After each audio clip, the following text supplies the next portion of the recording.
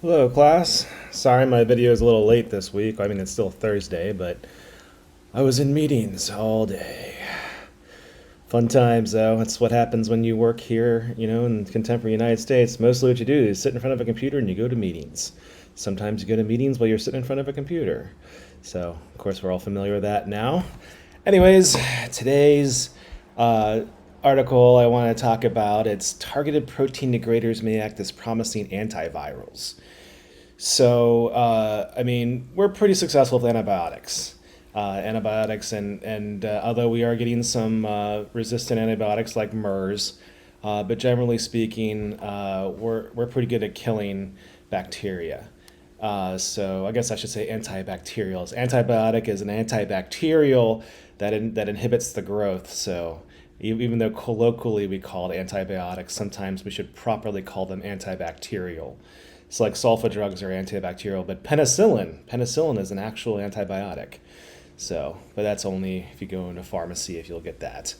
Sorry, I'm being a know-it-all there. But antivirals are tough because they typically are not broad spectrum. And there are some of the few broad spectrum antivirals we have. One of them is actually the Merck drug for treating COVID, and that is an absolute medical discovery slash miracle. Although it's not working as well as the Pfizer drug. That one's working better, and that one is a direct one, and that's typically how we treat viruses now with antivirals. We have uh, Coplaxid, which is the Pfizer drug. It works by it's a protease inhibitor. It's when viruses reproduce, the protein code enters the cell, and then the RNA or mRNA comes in, takes over the cell, and then it turns the cell into a virus making factory. So the cell makes this really long ribbon of DNA or RNA, and then there's an enzyme that clips it almost like a ribbon. Like if you imagine a long ribbon, and then you have a circular thing that then clips the nucleic acid at a certain point. And that enzyme is called protease. And a protease inhibitor fits inside of that area where it would clip the nucleic acid. And they're very effective antivirals, I mean, especially against COVID. But viruses can mutate around them. They're very good at mutating. And this one, though, they're saying, like, what if we look at this a different way?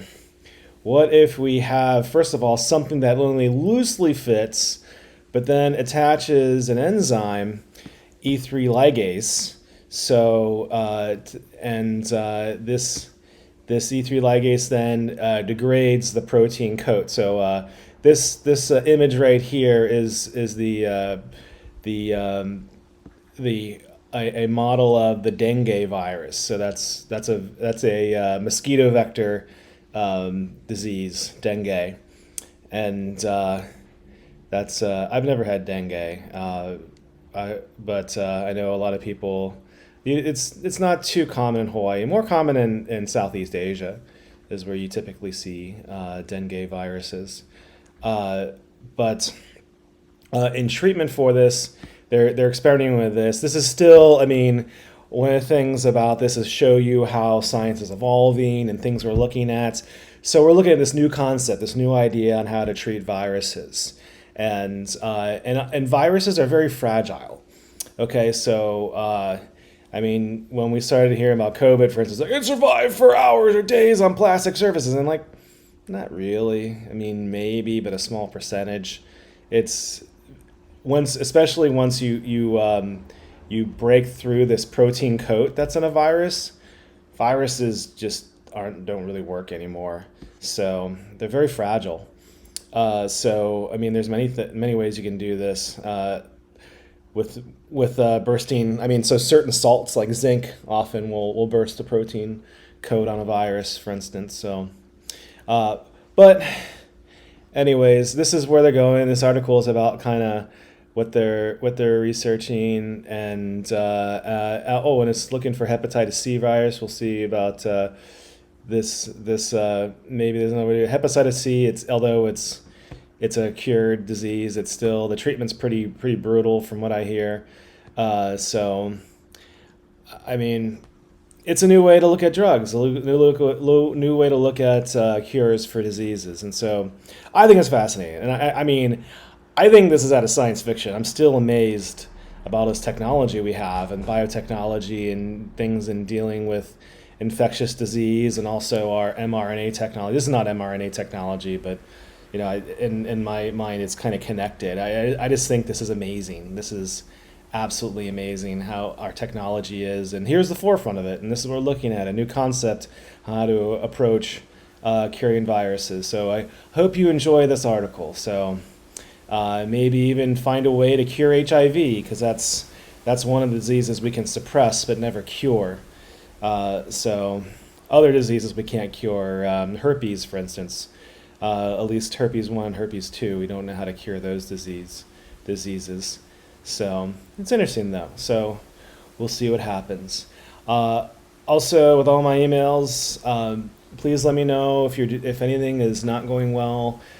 Food insecurity, housing insecurity, mental health. Mental health is big. Please continue to look after yourselves. And if you find yourself feeling desperate or overly anxious or overly depressed, and I mean like deep dark depression. I don't mean acute depression. You can call me for acute depression too. Acute and chronic, two different types of depression. I personally have never felt chronic depression. I've had acute depression before, but I mean, well, anyways, that's me. My mental my mental health issue when I get it is anxiety. So, although I know some people have both, but that's my specialty, I guess. But anyways, if you're feeling any of that, please let me know, and I'll always do what I can to help. So I'm going to sign off for now. Aloha, enjoy. Oh yeah, Monday is a holiday. Don't forget, Monday is a holiday, and it's a great time to catch up on online work, right? Or go enjoy it with your family, friends, loved ones, whatever works for you. So, but gotta spoil a little for you guys talking about go to do some schoolwork, huh? All right, have a nice weekend, longer weekend. Aloha.